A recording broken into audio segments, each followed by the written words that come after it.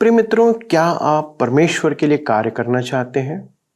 हम सब बड़ी बड़ी सेवाओं में जुड़ना चाहते हैं, बड़ी बड़ी कंपनियों में काम करना चाहते हैं, परंतु बहुत थोड़े हैं जो परमेश्वर के लिए सेवा करने को अपना जीवन देते हैं। एक ऐसा ही व्यक्ति था जिसका नाम था यिर्मयाह। उसने परमेश्वर की बुलाहट का आदर किया और अपना जीवन उसे समर्पित कर दिया। दोस्तों, इस अध्ययन में आप जानेंगे कि कैसे परमेश्वर ने उस व्यक्ति को उपयोग किया।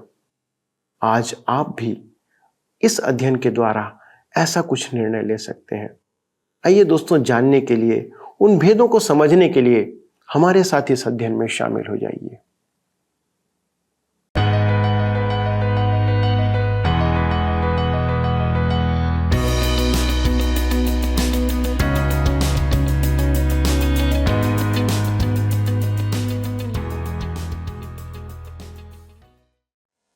प्रिय मित्रों, आप सभी को हमारे परमेश्वर यहोवा और उसके पुत्र प्रभु यीशु मसीह के पवित्र और सामर्थी नाम में नमस्कार। सत्यवचन बाइबल अध्ययन श्रृंखला में एक बार पुनः आपका स्वागत है। आशा है कि आप प्रतिदिन के समान आज भी वचन के मनन के लिए तैयार बैठे हैं।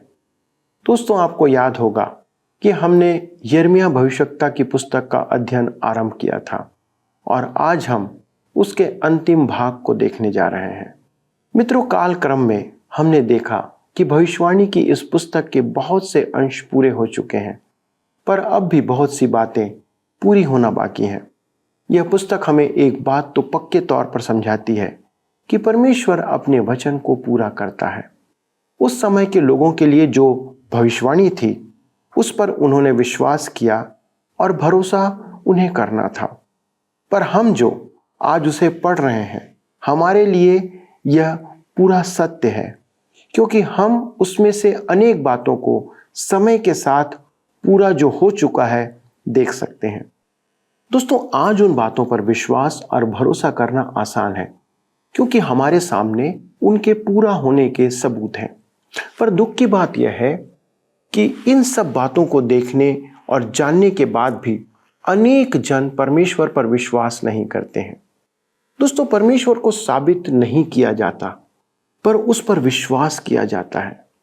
तो चलिए दोस्तों, यिर्मयाह के अध्ययन के अपने अंतिम भाग का मनन आरंभ करते हैं और उन भविष्यवाणियों को देखते हैं जो परमेश्वर आज हमारे सामने रखना चाहता है।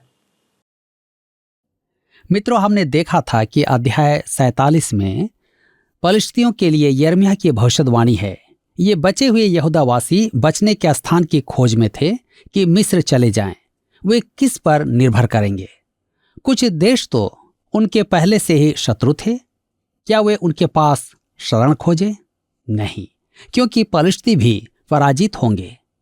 अध्याय 48 में मोआब के विरुद्ध भविष्यवाणी है। आज मोआब का नामो निशान तक मिट चुका है। तो आइए हम आगे बढ़ें और पढ़ें यिर्मयाह की पुस्तक 48 अध्याय उसके 42 पद।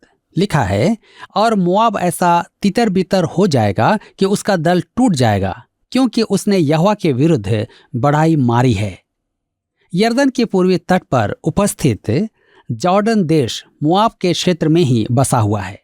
परमेश्वर का व्यवहार उसके साथ अभी समाप्त नहीं हुआ है। मैं एक भी मोआबी को नहीं जानता कि वह वहां है, परंतु परमेश्वर जानता है। यिर्मयाह की पुस्तक 48 के 47 पद में लिखा है, तो भी यहोवा की यह वाणी है कि अंत के दिनों में मैं मोआब को बंधुआई से लौटा ले आऊंगा। मोआब के दंड का वचन यहीं तक हुआ। परमेश्वर अंत के दिनों में मोआब को बंदी बनाएगा। प्रभु राज के समय वे बंदी होंगे। यिर्मयाह के युग में मोआब से आशा करना व्यर्थ था, क्योंकि वे भी भावी संकट में थे। आइए हम आगे बढ़ें और अध्याय 49 में देखें, जिसका विषय है इस्राएल के पड़ोसी देशों के लिए भविष्यवाणी। यहूदा के बचे हुए नागरिकों ने मिस्र जाने की भूल की थी। वे परमेश्वर की आज्ञा की अवहेलना करके वहां गए। वे आसमान से गिरे तो खजूर में लटक गए। इस्राएल तो अब युद्धों से शांति पा चुका था। उनके नगर केवल खंडहर रह गए थे। बचे हुए नागरिकों को वहीं रहना था और अपने नगरों का पुनरुद्धार करना था, परंतु वे मिस्र को गए। परमेश्वर जानता था कि नबूकदनेस्सर का अगला लक्ष्य मिस्र होगा। मिस्र को जीतने के बाद नबूकदनेस्सर वहां के निवासियों को बंदी बनाएगा और ये लोग फिर कष्ट उठाएंगे। वे सोच रहे थे कि युद्धों के साए में से निकलकर मिस्र जाने से उन्हें बहुत भोजन मिलेगा, उन्हें वहां सुरक्षा मिलेगी। मेरे मित्रों, जब हमारा स्वभाव, हमारे काम और हमारे लक्ष्य परमेश्वर के लिए जीने की मनोकामना से रहित हों, जब परमेश्वर का सत्य हमारा मार्गदर्शक ना हो, तो हम उस स्थान पर होते हैं जहां न तो शांति है और न ही समृद्धि है। यह इतिहास का अनुभव है। यदि हम सुने तो इतिहास में हमारे लिए अनेक सबक हैं। इस अध्याय में परमेश्वर की भविष्यवाणियां हैं जो यिर्मयाह इस्राएल के पड़ोसी राज्यों के लिए सुनाता है। आइए हम देखें अम्मोन के लिए भविष्यवाणी। यहूदा के बचे हुए निवासी अम्मोन की ओर आशा से न देखें, क्योंकि वह भी ध्वंस किया जाएगा। आज अम्मोन देश भी नहीं है, परंतु देखिए परमेश्वर क्या कहता है। यिर्मयाह की पुस्तक 49 अध्याय के 6 पद में लिखा है, परंतु उसके बाद मैं अम्मोनियों को बंधुआई से लौटा लाऊंगा, यहोवा की यही वाणी है। अम्मोन का पुनः स्थापन होगा। ये भविष्यवाणियां अद्भुत हैं। ये धर्मशास्त्र के असाधारण वचन हैं।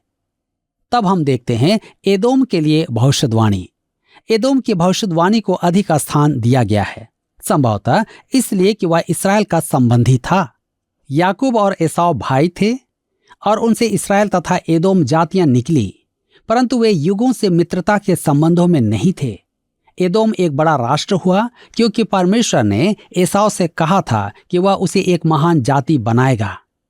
हम यिर्मयाह की पुस्तक 49 उसके 7 और 8 पद में पढ़ते हैं, एदोम के विषय सेनाओं का यहोवा यूं कहता है, क्या तेमान में अब कुछ बुद्धि नहीं रही?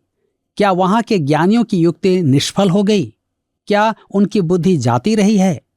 हे दतान के रहने वालों, भागो, लौट जाओ, वहां छिप कर बसो, क्योंकि जब मैं एसाव को दंड देने लगूंगा तब उस पर भारी विपत्ति पड़ेगी। एदोम दक्षिण की ओर मृत सागर के पूर्व में था, मृत सागर और अकाबा की खाड़ी के मध्य। अब एदोम परमेश्वर का कोप भाजक है। वे एक महान राष्ट्र थे और अन्य देशों में परामर्शदाता भेजते थे। उनका चट्टानी नगर पेट्रा ऐसा सुरक्षित स्थान था कि वह महान राष्ट्रों के लिए भंडारण का स्थान था। बेबीलोन और मिस्र दोनों ही देशों का वहां बैंक खाता था। वे वहां अपना खजाना सुरक्षित रख सकते थे। उस नगर के दोनों ओर कठोर चट्टानें थीं और नगर का प्रवेश द्वार बहुत छोटा था।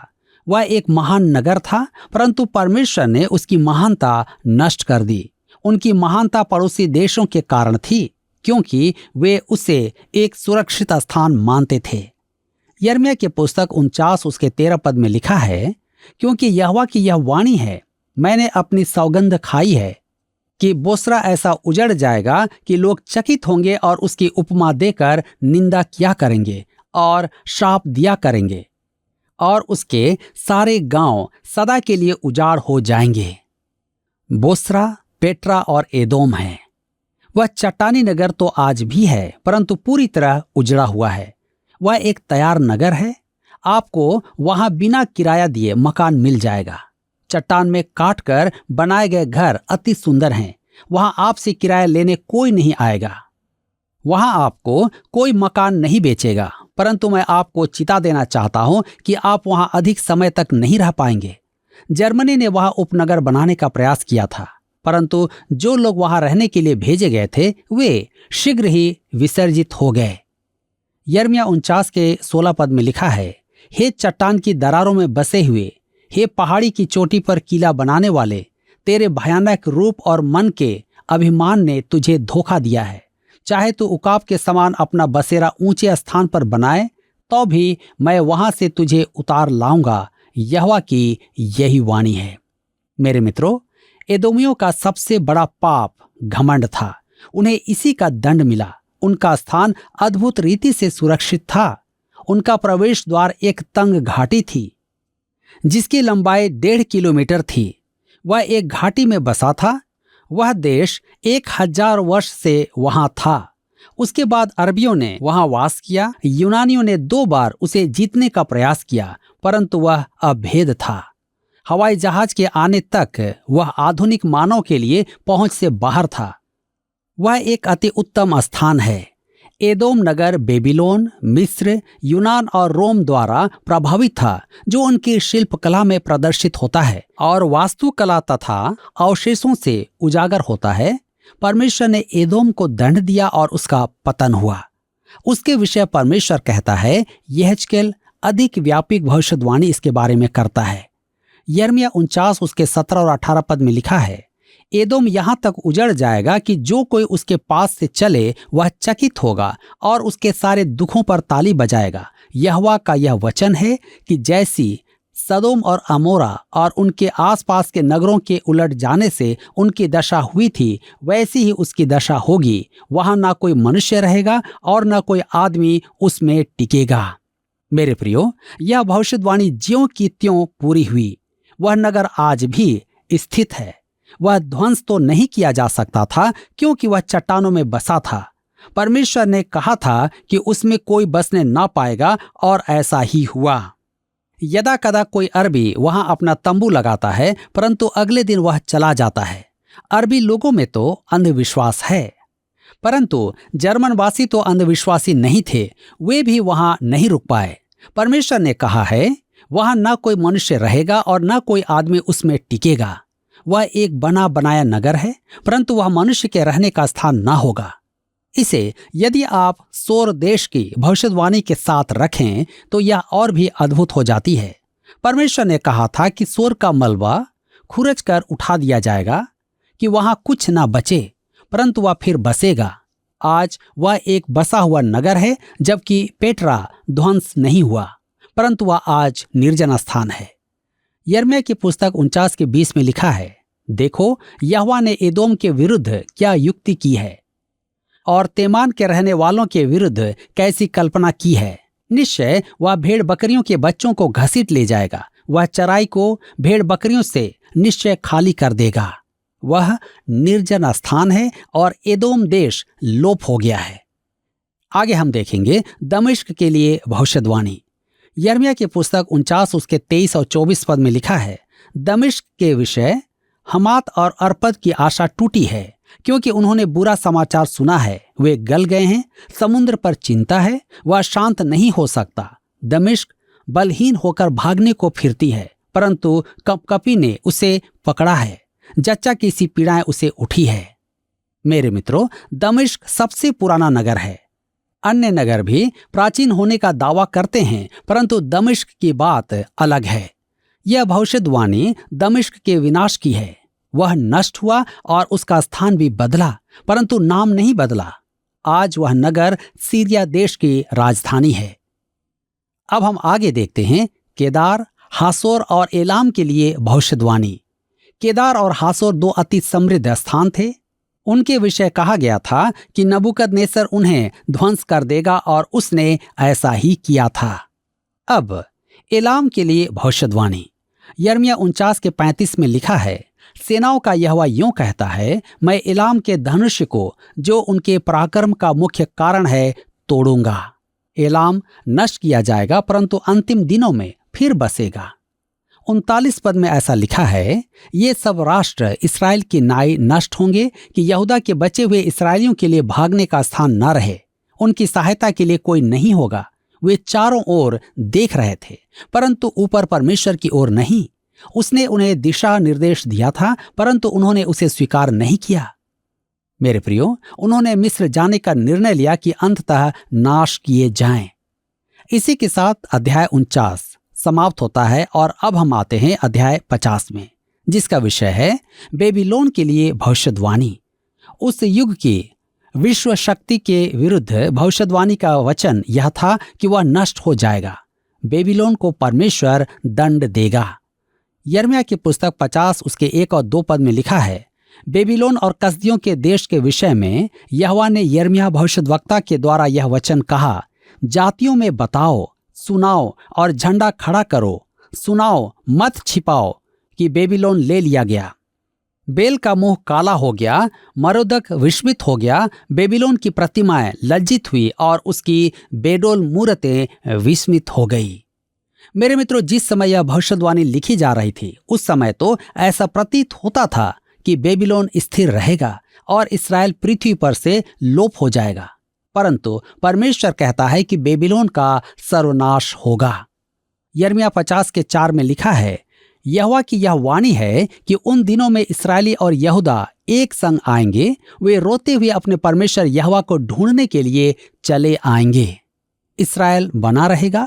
यह भविष्यवाणी उस समय की है जब इस्राएल परमेश्वर की ओर फिरेगा, अर्थात यह अंतिम दिनों की ओर देखती हुई भविष्यवाणी है। परमेश्वर कहता है कि वह बेबीलोन को दंड देगा, वह मादी फारसी राजा द्वारा पराजित होगा। यिर्मयाह की पुस्तक 50:9 में लिखा है, क्योंकि देखो, मैं उत्तर के देश से बड़ी जातियों को उभार कर उनकी मंडली बेबीलोन पर चढ़ा ले आऊंगा और वे उसके विरुद्ध पांति बांधेंगे और उसी दिशा से वह ले लिया जाएगा। उनके तीर चतुर्वीर के से होंगे, उनमें से कोई अकारथ न जाएगा। मादी फारसी राजा ने बड़ी ही चतुर युक्ति से बेबीलोन में प्रवेश किया था। यिर्मयाह 50:13 में लिखा है, यहोवा के क्रोध के कारण वह देश निर्जन रहेगा, वह उजाड़ ही उजाड़ होगा। जो कोई बेबीलोन के पास से चलेगा वह चकित होगा और उसके सब दुख देखकर ताली बजाएगा। बेबीलोन के खंडहरों को देखने वाला प्रत्येक पर्यटक देखेगा कि यह भविष्यवाणी ज्यों की त्यों पूरी हुई है। यिर्मयाह 50 उसके 17 और 18 पद में आगे लिखा है, इस्राएल भगाई हुई भेड़ है, सिंहों ने उसको भगा दिया है। पहले तो अश्शूर के राजा ने उसको खा डाला और तब बेबीलोन के राजा नबूकदनेस्सर ने उसकी हड्डियों को तोड़ दिया है। इस कारण इस्राएल का परमेश्वर सेनाओं का यहोवा यूं कहता है, देखो, जैसे मैंने अश्शूर के राजा को दंड दिया था वैसे ही अब देश समेत बेबीलोन के राजा को दंड दूंगा। बेबीलोन का विनाश अकस्मात होगा, जिसकी वे आशा भी नहीं कर पाएंगे। यिर्मयाह 50:24 में लिखा हुआ है, हे बेबीलोन, मैंने तेरे लिए फंदा लगाया और तू अनजाने उसमें फंस भी गया। तू ढूंढ कर पकड़ा गया, क्योंकि तू यहोवा का विरोध करता था। दानियेल नबी की पुस्तक अध्याय 5 में इसका वृतांत दिया गया है। यिर्मयाह 50 उसके 26 में आगे लिखा है, पृथ्वी की छोर से आओ और उसकी बखारियों को खोलो, उसको ढेर ही ढेर बना दो, ऐसा सत्यानाश करो कि उसमें कुछ भी न बचा रहे। मेरे मित्रों, आप आज देख सकते हैं कि बेबीलोन मलबे का ढेर बना हुआ है, उसका सर्वनाश हो चुका है। यिर्मयाह 50:28 में आगे लिखा है, सुनो, बेबीलोन के देश में से भागने वालों का सा बोल सुनाई पड़ता है, जो सियोन में यह समाचार देने को दौड़े आते हैं कि हमारा परमेश्वर यहोवा अपने मंदिर का बदला ले रहा है। बेबीलोन के विनाश का समाचार सियोन में सुनाया जाएगा। यिर्मयाह 50 उसके 38 से 40 पद में लिखा हुआ है, उसके जलाशयों पर सूखा पड़ेगा और वे सूख जाएंगे, क्योंकि वह खुदी हुई मूर्तों से भरा हुआ देश है और वे अपनी भयानक प्रतिमाओं पर बावले हैं। इसलिए निर्जल देश के जंतु सियारों के संग मिलकर वहां बसेंगे और शुतुरमुर्ग उसमें वास करेंगे और वह फिर सदा तक बसाया न जाएगा, न युग युग उसमें कोई वास कर सकेगा। यहोवा की यह वाणी है कि सदोम और अमोरा और उनके आसपास के नगरों की जैसी दशा उस समय हुई थी जब परमेश्वर ने उनको उलट दिया था, वैसी ही दशा बेबीलोन की भी होगी, यहाँ तक कि कोई मनुष्य उसमें न रह सकेगा और न कोई आदमी उसमें टिकेगा। बेबीलोन के विनाश को सदोम और अमोरा के विनाश से जोड़ा गया है।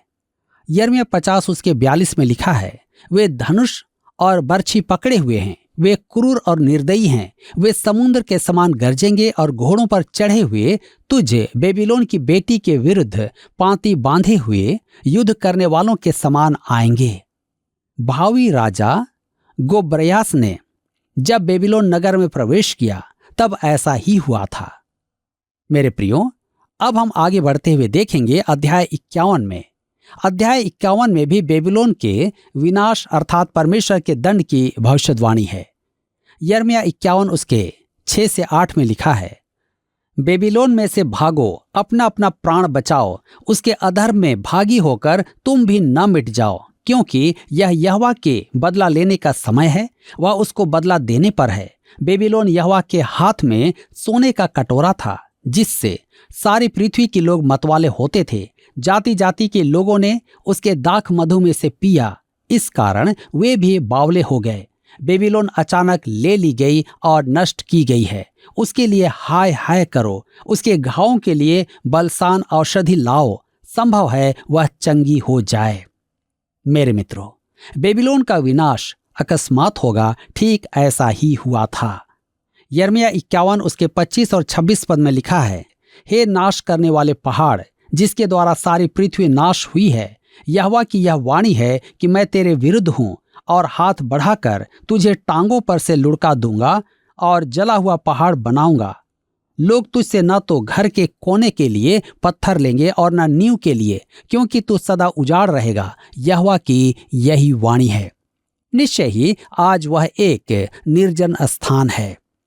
यिर्मयाह 51 उसके 36 और 37 पद में हम पढ़ते हैं, इसलिए यहोवा कहता है, मैं तेरा मुकदमा लड़ूंगा और तेरा बदला लूंगा। मैं उसके ताल को और उसके सोतों को सुखा दूंगा, और बेबीलोन खंडहर और गीदड़ों का वास स्थान होगा, और लोग उसे देखकर चकित होंगे और ताली बजाएंगे, और उसमें कोई ना रहेगा।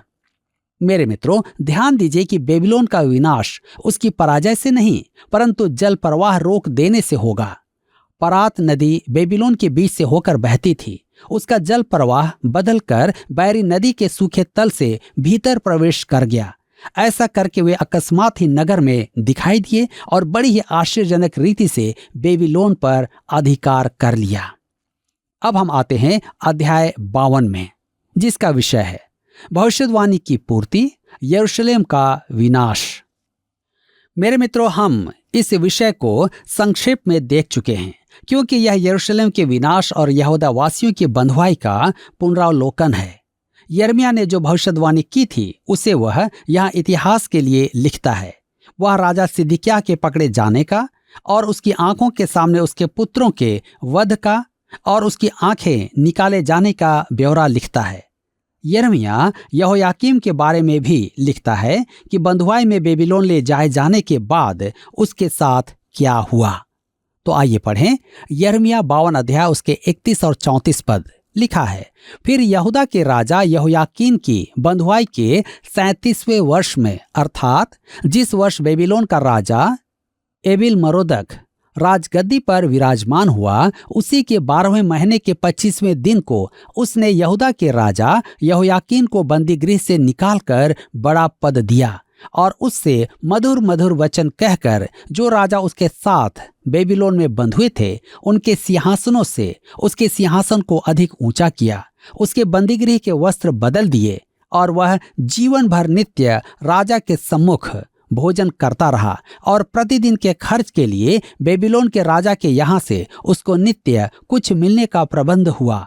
यह प्रबंध उसकी मृत्यु के दिन तक उसके जीवन भर लगातार बना रहा। यहोयाकीम बेबीलोन में मर गया। यिर्मयाह ने कहा था कि उसके वंश से फिर कोई राजा दाऊद के सिंहासन पर नहीं बैठेगा। इस प्रकार दाऊद के पुत्र राजा सुलेमान का वंश समाप्त हो गया।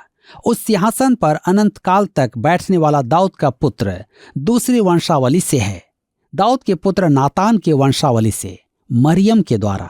इसी वंशावली के कारण प्रभु यीशु दाऊद के सिंहासन का दावेदार है। यही कारण है कि यिर्मयाह की पुस्तक राजसी वंशावली की इन महत्वपूर्ण जानकारियों के साथ समाप्त होती है।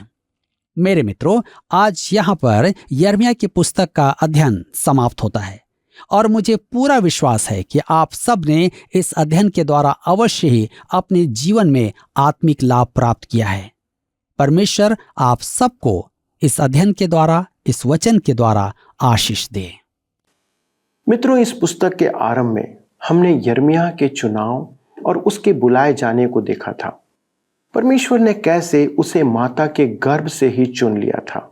तब परमेश्वर ने उसे धीरे धीरे अपने वचनों से सिखाया और तब उसे बड़ी बड़ी बातें सिखाते हुए वो चला गया। परमेश्वर ने यिर्मयाह के द्वारा अपनी बातों को राजा और प्रजा पर प्रकट किया।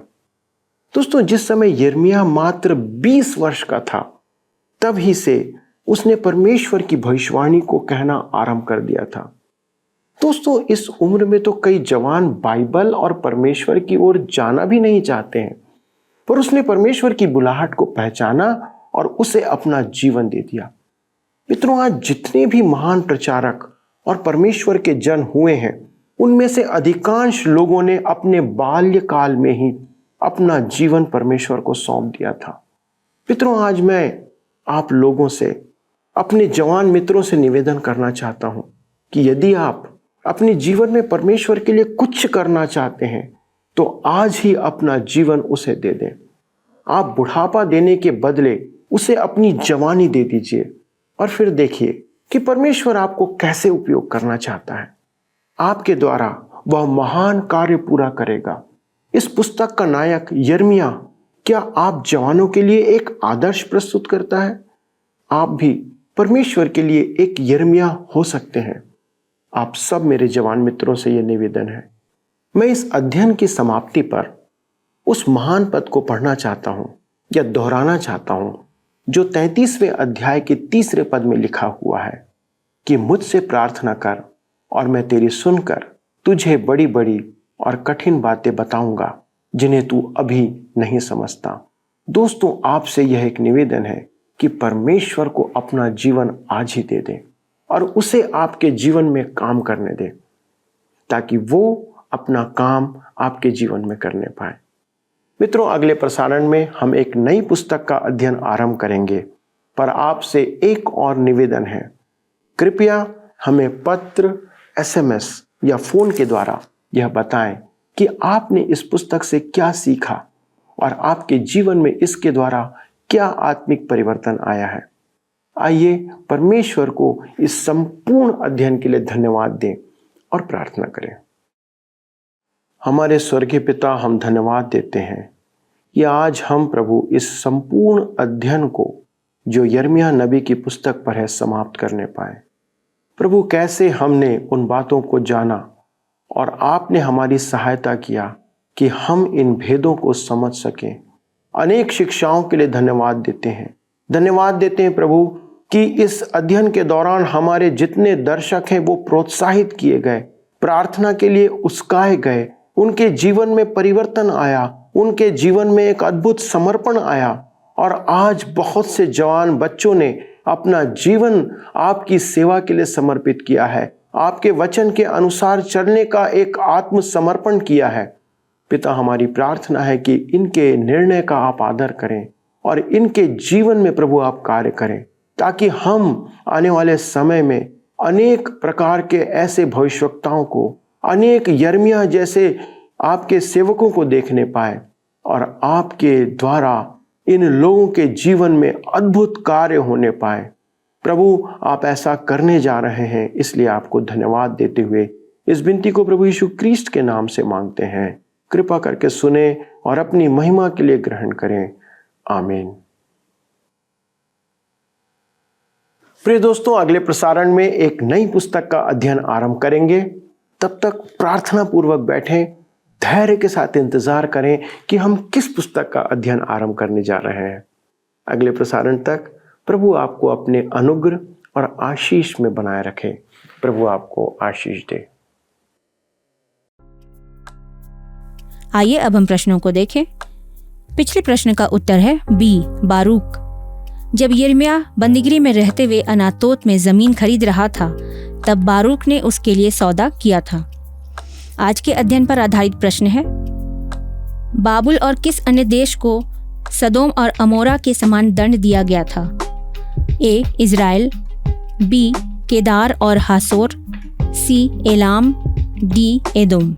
मित्रों, इस प्रश्न का उत्तर हमें कल सुबह 6 बजे से पहले विकल्प A, B, C या D के साथ अपना नाम, पता, स्थान के साथ 9651433397 पर SMS या WhatsApp करें। क्या आपको यह कार्यक्रम पसंद आया? अभी हमें एक मिस कॉल करें और आप अगले विजेता हो सकते हैं।